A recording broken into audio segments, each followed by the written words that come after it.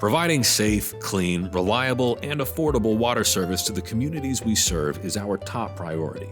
In compliance with state requirements, all water providers must share if the material of the water service lines leading to properties or businesses is made of lead or is galvanized, and work with you if your service line needs to be replaced.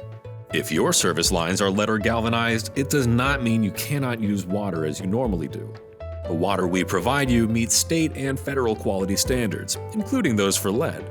Customers can find out what their service line is made of by entering their address on our website. Simply click to open the map, agree to the terms and conditions, and hit OK.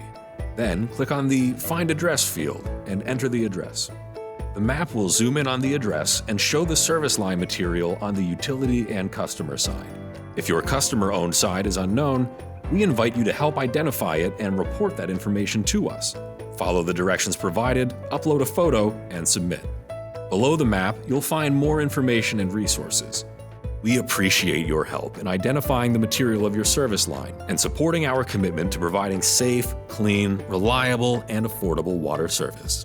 For more information about our lead service line replacement program, visit our website.